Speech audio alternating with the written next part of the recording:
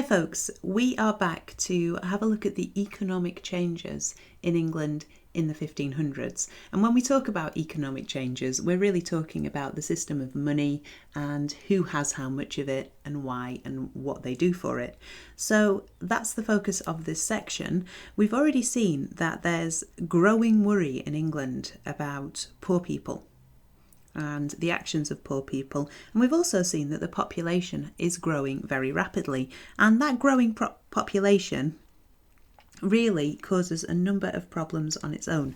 For one thing, when you've got a growing population, you really need to have an equivalently growing number of jobs, and if you don't, it can lead to more unemployment because there literally aren't enough jobs for all the new people. So a growth in population can lead to unemployment. The other thing that a growth in population leads to is a growth in demand. So people want more food and more houses and more clothes.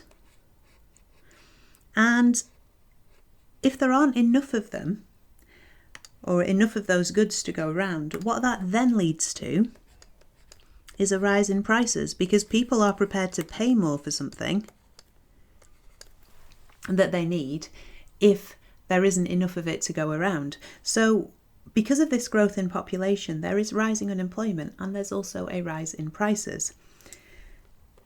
Another really key issue about England in this century is that there's a much bigger and more obvious difference between the rich and the poor.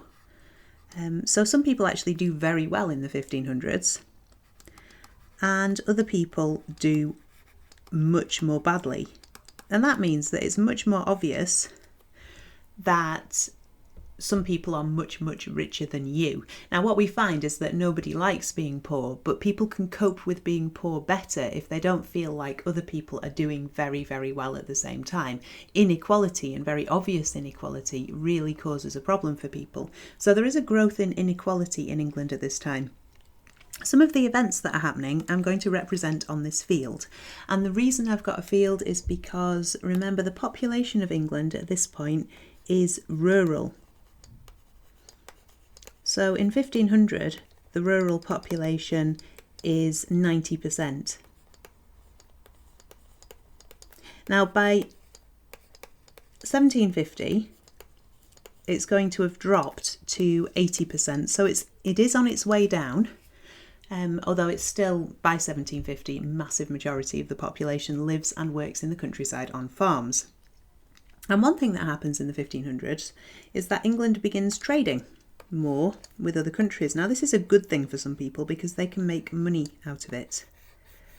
I'm not very good at drawing sailing ships. There we go. And one thing that they find that they can trade, and there's a big demand for this in Europe, is woolen cloth.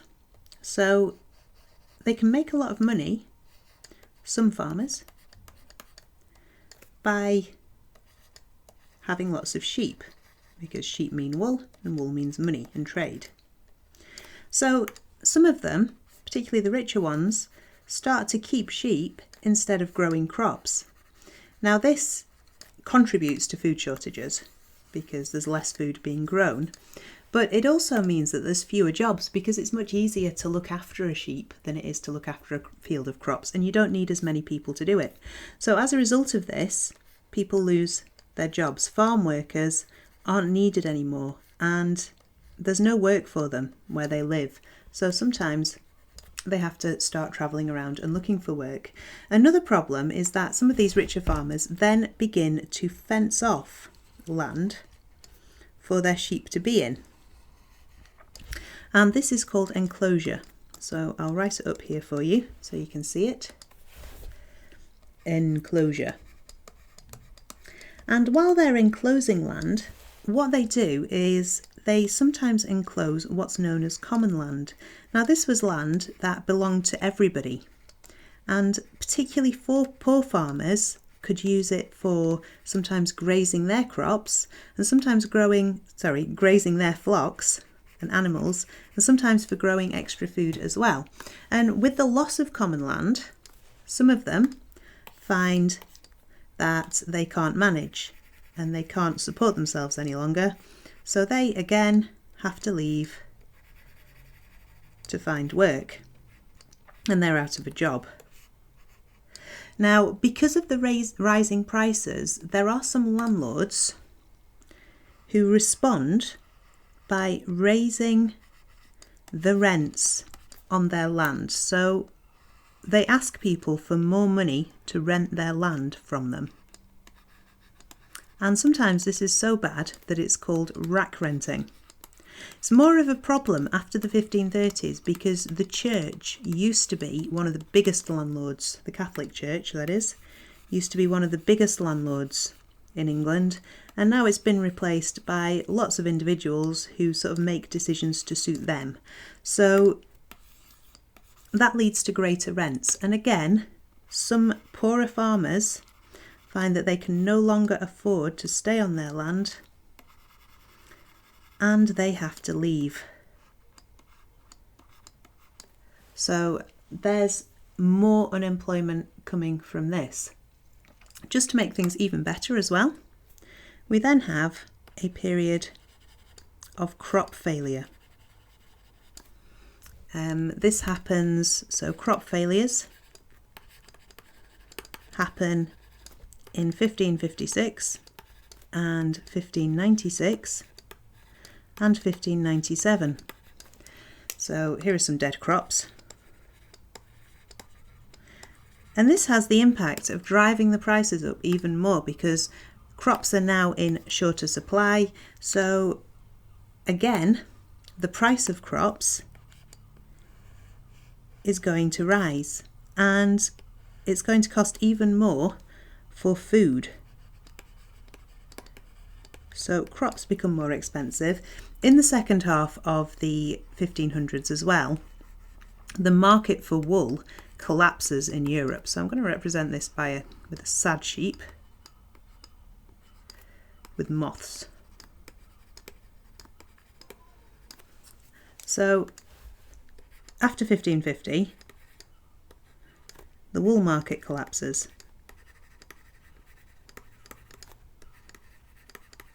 And again, what we see on the back of that is more workers being thrown out of work, having to leave and go elsewhere to find some way of earning a living. Because the prices are rising and the rents are rising and the food prices are rising so much in this time period, it's not that people's wages go down, they don't get paid less, but what they find is that over the time period they can afford to buy less. So they see a drop in what we would call real wages. So what they can actually buy with their money falls. This is called inflation, by the way. And over the whole century, real wages drop by 60%. So effectively, you can buy 60% less stuff by the 1600 than you could in 1500. So a lot of people, even if they don't have to live their land, are really struggling to get by and really struggling to make a living by the end of this century. It's not helped either necessarily by some of the actions of the Tudor rulers. So Henry VII, whoops, don't think I want that colour. Here we go. Henry VII ends the practice of nobles keeping their own private armies. This was called livery and maintenance. So he forces those nobles to get rid of their private armies, which of course leads to all those ex-soldiers who now don't have jobs wandering around looking for work. We then have a problem in the reigns of Henry VIII and Elizabeth because they fight wars. Henry fights them with Scotland and France, and Elizabeth fights them with Spain. And this leads to two problems. One is that because you need money to pay your soldiers and to pay for your weapons, and things like that. It leads to higher taxes. If people are paying more money to the king or queen in taxes, they have less to spend on themselves. So it's making these problems of poverty worse. The other problem we have is that eventually those wars end and we have our ex-soldiers and perhaps sailors with no work, wandering around looking for a way to earn a living as again. So overall, during the 1500s, from 1500 to 1600, what we can see is a lot of people who were forced to move and who were forced to wander around looking for work. A lot of these end up in the towns, so the towns grow.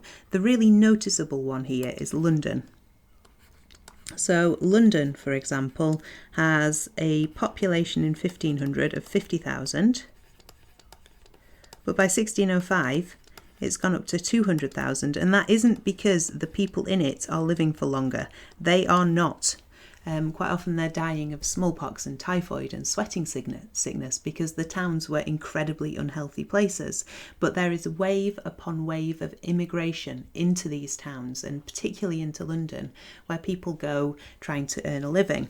Now this leads to a problem with crime, because wherever we see a growth in towns, we see a corresponding increase in crime. And there's a number of reasons for these. One is that it's more anonymous. So not so many people know you and have known you since you were a baby, so it's easier to get away with things. Secondly, there's more wealth. And remember, because of the growth in inequality, this is really obvious wealth. It is really clear who has the money and who doesn't. And so it's easier to target rich people who have more for you to steal. So there's more wealth in the towns as well, and then there's more opportunities for fraud because nobody knows them. People set up businesses and basically use them to rip people off. So the increase in town size leads to an increase in crime as well. How is England going to respond to these problems? Well, we'll have a look at that in later sections. See you later.